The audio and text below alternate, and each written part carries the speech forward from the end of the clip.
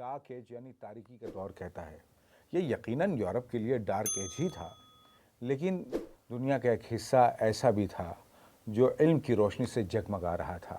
جی ہاں، عباسی حکومت کے دور میں ہم نے دیکھا کہ سائنس اور فلسفے کے ہر محاذ پر مسلمانوں نے زبردست خدمات انجام دی، بلکہ ان کی تحقیقات ہی کی بنیاد پر جو ماڈرن سائنس جو ہے، ماڈرن فلسفہ جو ہے، وہ آگے بڑھتا ہے۔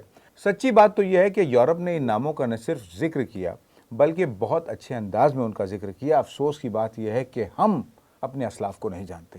اسی لیے ہم نے وائس آف اردو میں کوشش یہ کی کہ ایسے مسلم سائنسداں اور فلسفی جنہوں نے اپنی خدمات انجام دی ہیں اپنے رسپیکٹیو میدانوں میں، ان کا تعارف آپ کے سامنے پیش کیا جائے اختصار کے ساتھ۔ اس حوالے سے ہم نے اب تک جابر بن حیان، ابن سینا، ابن الحیثم، سنان بن ثابت، النسوی، ابن بیتار جیسے لوگوں کا تعارف پیش کیا ہے، اور ہم چاہتے ہیں کہ یہ سلسلہ آگے بڑھے۔ آج اسی کی کڑی کے طور پر جس شخصیت کو لے کے ہم آپ کے سامنے حاضر ہوئے ہیں، ان کا نام زکریا الرازی ہے۔ جی ہاں، ابو بکر زکریا الرازی ایسی شخصیت کا نام ہے جن کے تذکرے کے بغیر طب کی تاریخ ادھوری رہے گی۔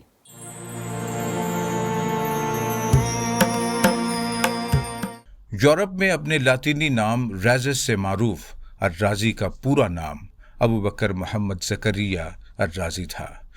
آپ کی پیدائش سن 864 یا 65 عیسوی میں ایران کے مردم خیز علاقے رے کے ایک غریب خاندان میں ہوئے۔ غربت کی وجہ سے آپ نے معمولی تعلیم حاصل کی۔ ابتدائی تعلیم میں رازی یونانی فلسفیوں کے تراجم سے فلسفہ، موسیقی اور کیمیا جیسے موضوعات پڑھے۔ اس کے بعد آپ کا زیادہ تر وقت بے فکری میں عود بجانے اور دوستوں کی محفلوں میں صرف ہوتا تھا۔ ضروریات زندگی نے جب پیسہ کمانے کا ہوش دلایا تو اس وقت آپ کے پاس کرنے کے لیے کوئی کام نہیں تھا۔ آپ نے عود بجانے کا مشغلہ یہ کہہ کر ترک کر دیا کہ جو راگ داڑھی اور مونچھوں کے درمیان سے نکلتا ہے نامناسب معلوم ہوتا ہے۔ ان حالات میں آپ نے بھی وہی روش اختیار کی جو اس وقت زمانے کا ایک بڑا خبط تھا، یعنی کم قیمت اور معمولی دھاتوں کو کیمیائی عمل سے سونا بنانے کی کوشش۔ رازی نے بھی جابر بن حیان اور دیگر پیش رووں کی طرح گھر میں بھٹی بنا کر تجربات شروع کیے۔ وہ سونا تو نہیں بنا سکے، لیکن اس کوشش میں ان کی آنکھیں متاثر ضرور ہوئیں، یا بعض روایات کے مطابق آپ آشوب چشم میں مبتلا ہو گئے۔ آپ نے علاج کے لیے ایک طبیب سے رابطہ کیا جس نے معاوضے میں سونے کی 500 اشرفیاں طلب کی، جو اس وقت ایک بڑی رقم تھی۔ رازی نے بمشکل اس رقم کا بندوبست کیا اور آنکھوں کے مرض سے شفا حاصل کی۔ علاج کے بعد اس طبیب نے رازی کو نصیحت کی کہ انسان کی اصل اکسیر اس کا اپنا ہنر ہے۔ مجھے دیکھو، میں نے 500 سونے کی اشرفیاں کمائی اور تمہاری بینائی بھی واپس آ گئی۔ طبیب کی نصیحت رازی کے دل میں گھر کر گئی اور آپ نے سونا بنانے کی کوششوں کو ترک کرتے ہوئے طب کے میدان میں مہارت حاصل کرنے کا فیصلہ کیا۔ آپ کو یہ جان کر حیرت ہوگی کہ جس زکریا رازی کا نام میڈیکل سائنس میں انتہائی احترام کے ساتھ لیا جاتا ہے، انہوں نے طب کے تعلیم حاصل کرنے کا آغاز اس وقت کیا جب آپ کی عمر 38 برس ہو چکی تھی۔ اس عمر میں رازی نے بیوی بچوں کو رے میں چھوڑ کر بغداد کی راہ لی، جو عہد عباسی میں نہ صرف حکومت کا بلکہ علم و ہنر کا بھی پایہ تخت بن چکا تھا۔ بغداد میں رازی نے اس دور کے مشہور طبیب اور فردوس الحکمت نامی کتاب کے مصنف علی بن ربان تبری کی شاگردی اختیار کی۔ ان سے طب کے تمام رموز سیکھنے کے ساتھ ساتھ اس میں مہارت بھی حاصل کی۔ آپ تبری کے ساتھ روزانہ بیمارستان یعنی ہسپتال جاتے اور طب کے عملی تجربات کرتے۔ اپنی لگن اور ماہر اطباء کی رہنمائی سے جلد ہی ماہر اور حاذق طبیب بن گئے۔ آپ علاج بالغذا کے حامی تھے کہ جب تک غذا سے علاج ممکن ہو تب تک دواؤں سے گریز کرنا چاہیے۔ انہی دنوں رازی کے آبائی شہر رے کے شفا خانے میں ناظم کی ضرورت محسوس ہوئی تو قرائے فال رازی کے نام کا ہی نکلا۔ اس طرح رے سے بے سر و سامان نکلنے والے رازی جب بغداد سے واپس رے پہنچے تو ان کا رتبہ شہر کے شفا خانے کے ناظم اعلیٰ کا تھا۔ رے میں طبی خدمات انجام دیتے ہوئے اپنے فن میں انتہائی مشاق ہو گئے۔ آپ کی مہارت اور مشاقی کو دیکھتے ہوئے آپ کا ایک مرتبہ پھر رے سے بغداد تبادلہ کر دیا گیا۔ بغداد کی بڑھتی آبادی کے پیش نظر وہاں مزید شفا خانوں کی ضرورت محسوس ہوئی تو حکام نے جگہ کے انتخاب کے لیے رازی سے مشورہ کیا۔ اس پر رازی نے بغداد کے مختلف علاقوں میں گوشت کے ٹکڑے لٹکا دیے۔ کچھ دنوں کے بعد ان ٹکڑوں کا جائزہ لیا گیا اور شفا خانے کی تعمیر کے لیے اس مقام کی نشاندہی کی گئی جہاں کا گوشت سب سے بہتر حالت میں پایا جاتا۔ رازی دنیا کے پہلے طبیب ہیں جنہوں نے چیچک اور خسرہ جیسے وبائی امراض پر خصوصی توجہ دی۔ انہوں نے اس موضوع پر کتاب الجدری والحسبہ نامی رسالہ ترتیب دیا جس کا لاطینی ترجمہ یورپ میں صدیوں تک مقبول رہا۔ اس سے قبل چیچک اور خسرہ کے متاثرین موت سے قبل سماجی بائیکاٹ کا شکار ہوتے تھے، لیکن رازی نے بتایا کہ یہ بھی دیگر امراض کی طرح ایک مرض ہے اور اس کا علاج بھی ممکن ہے۔ یہ رسالہ عربوں کی طبی لٹریچر میں ایک زیور کی حیثیت رکھتا ہے۔ وبائی امراض کی تاریخ کی یہ پہلی کتاب رازی کی عظمت کا ثبوت ہے۔ معروف مورخ جارج ساٹن نے اپنی کتاب introduction to the history of science میں کتاب الجدری والحسبہ کو مسلم طب کا شاہکار تسلیم کیا ہے۔ سر تھامس ارنولڈ اپنی کتاب میں لکھتے ہیں کہ سن 1498 عیسوی سے سن 1866 عیسوی کے درمیان کتاب الجدری والحسبہ کے 40 ایڈیشن صرف انگریزی زبان میں شائع ہوئے۔ یہ چیچک اور خسرے کے بارے میں پہلا واضح بیان ہے جو ہم تک پہنچا۔ زکریا رازی نے بغداد اور رے میں شفا خانوں کے ناظم اعلیٰ کے طور پر فن طب کو کئی نئی راہیں دیں۔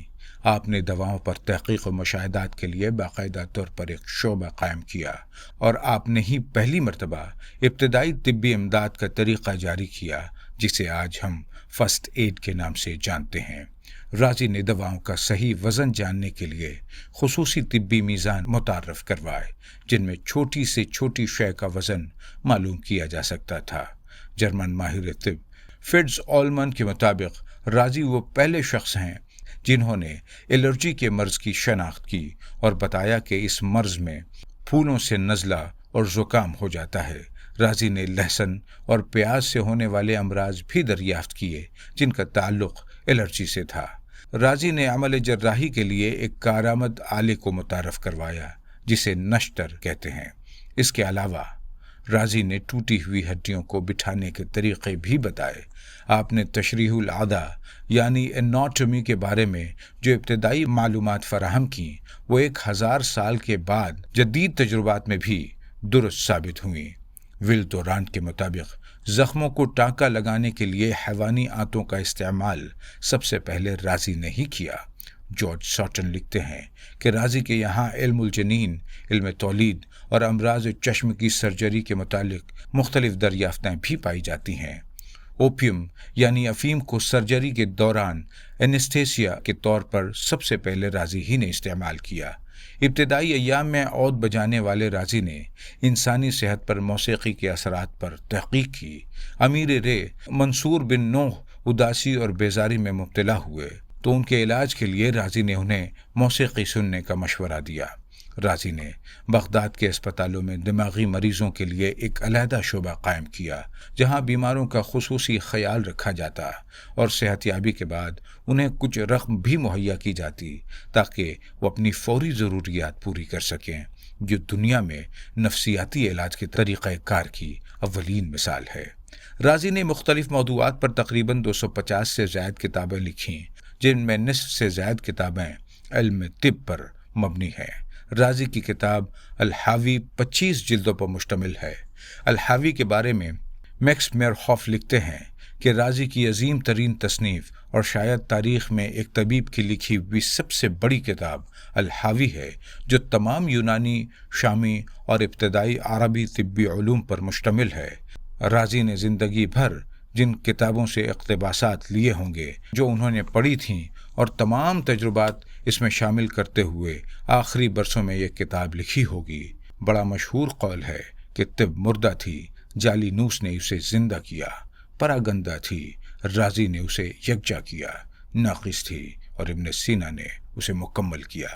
پراگندہ یعنی بکھری ہوئی طب کو یکجا کرنے کا عمل رازی نے اسی کتاب الحاوی میں انجام دیا تھا جس کا لاطینی ترجمہ صدیوں تک یورپ کے طبی نصاب کا لازمی حصہ بنا رہا۔ الحاوی کا لاطینی ترجمہ ایک یہودی عالم فرج بن سالم نے سن 1279 میں لائبر کانٹیننٹس کے نام سے کیا تھا۔ ول دوران اپنی کتاب دی ایج آف فیتھ میں لکھتے ہیں کہ سن 1395 میں پیرس یونیورسٹی کی میڈیکل فیکلٹی کی لائبریری میں کل 9 کتابیں تھیں، جن میں سے ایک الحاوی بھی تھی۔ رازی نے امراض الاطفال پر خصوصی تحقیقات کے بعد اس موضوع پر دنیا کی اولین کتاب لکھی، جس میں بچوں کی بیماریوں اور ان کے علاج کے طریقہ کار پر گفتگو کی گئی ہے۔ اس کتاب کے علاوہ کئی برس بعد یورپ نے میڈیکل سائنس میں پیڈیاٹرکس کی ضرورت محسوس کی۔ 10 جلدوں پر مشتمل ایک اور ضخیم کتاب المنصوری ہے، جسے رازی نے امیر خراساں منصور بن اسحاق کی ایما پر لکھی تھی۔ جرار القرمونی نے اس کا ترجمہ لاطینی زبان میں کیا۔ المنصوری کی 9ویں جلد 16ویں صدی تک یورپ کی مقبول نصابی کتاب تھی۔ رازی کی تصنیفات یورپ پر صدیوں تک اثر انداز ہوتی رہیں۔ آپ کی کتابیں اس وقت سیور طبع سے آراستہ ہوئیں جب یورپ میں طباعت اپنے ابتدائی مراحل میں تھی۔ رازی کی تصنیفات کی قدر و قیمت کا اندازہ اس بات سے بھی لگایا جا سکتا ہے کہ فرانس کے بادشاہ لوئس 11 کو رازی کی کچھ کتابوں کی ضرورت محسوس ہوئی تو اس نے پیرس یونیورسٹی سے رجوع کیا۔ ایک بہت امیر شخص نے ضامن کے طور پر بڑی رقم جمع کروائی، تب یونیورسٹی نے بادشاہ کو رازی کی کتابیں مستعار دیں۔ رازی ہمہ جہت شخصیت کے مالک تھے۔